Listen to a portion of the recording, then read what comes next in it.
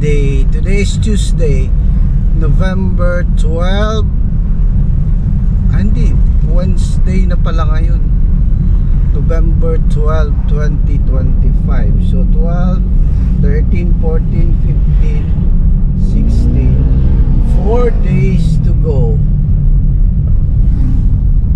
Nakikita nyo na ang Iglesia ni Cristo sa Luneta Park, sa Quirino Grandstand, para sa makasaysayang rally, Transparency for a Better Democracy. So patuloy ang girian ng mga vloggers, patuloy yung paninira. May narinig pa ako ng Iglesia ni Cristo na rally daw ay funded ni VP Sara at ni Kong Pulong Duterte.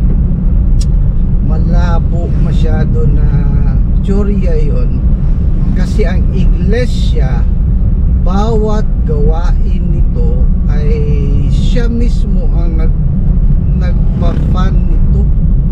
Hindi kami nanghihingi sa kahit kanino man. Bawal po yun sa amin.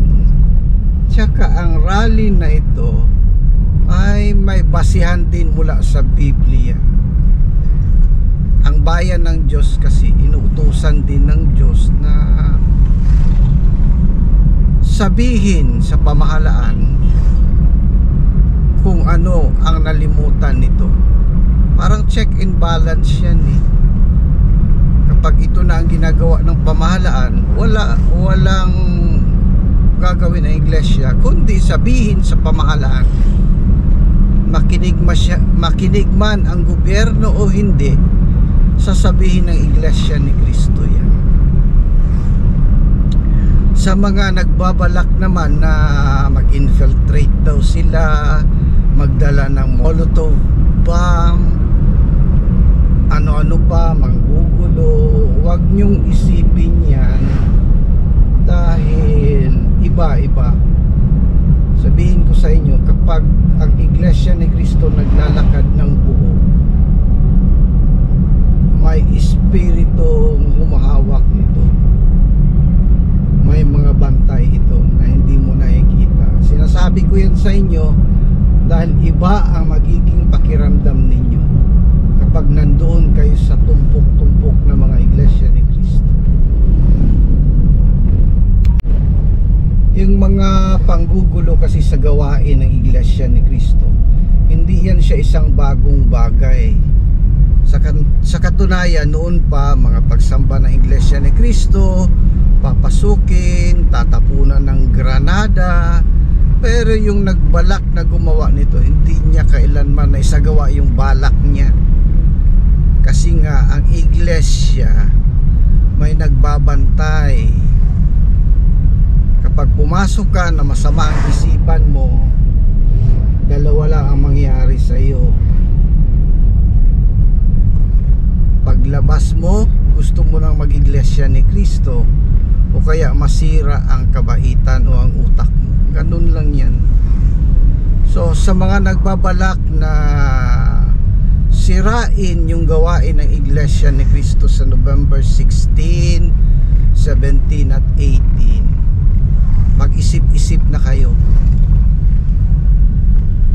Mabuti pa wag na lang kayong pumunta, o kaya mabuti pa manood na lang kayo para mas maayos ang buhay ninyo. Ito ginagawa ng Iglesia dahil may nakikita itong hindi maganda. Di naman gagawin ng Iglesia nito pag okay lahat eh. Lalabas ba ang Iglesia kung okay, tahimik ang Pilipinas? Di naman. Huwag lang magbulag-bulagan. Katulad ng isang political analyst, ang sabi niya, dahil daw ang investigasyon papunta sa mga senador, gusto daw pagtakpan ito ng Iglesia ni Cristo. So wala pong katotohanan yun. Walang katotohanan yun. Yun namang sinasabing transparency, transparent naman daw, ewan ko kung ano ang definition niya ng transparency. Hindi ko talaga maintindihan, pero magkita-kita pa rin tayo sa dulo. Transparent ba o hindi?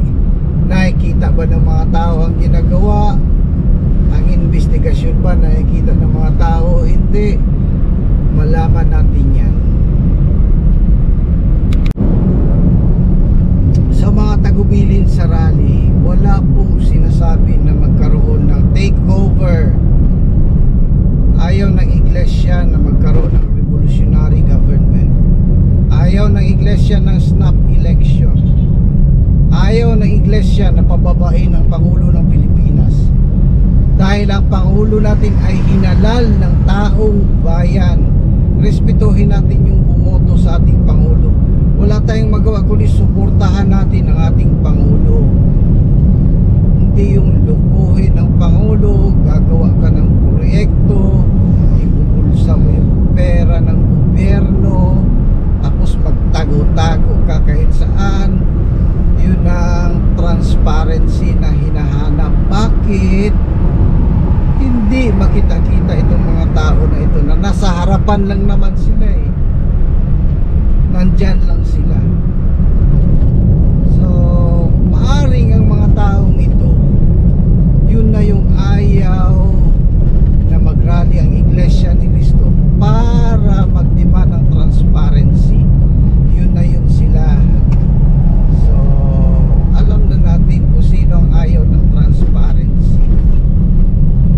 So sa 16, yung nagbabalak na kumuha ng tulugan nga pala, yun ang pinaka-latest update natin.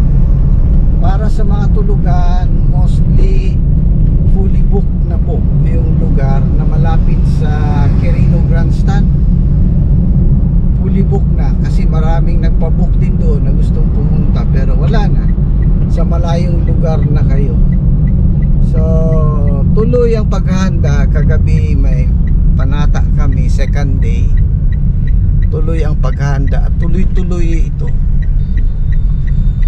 Sa mga nagtatanong bakit daw 2 days yung 3 days yung rally, kasi kailangan. Kasi pag 1 day lang parang ayaw pang makinig. Ayaw makinig ang mga alam mo na.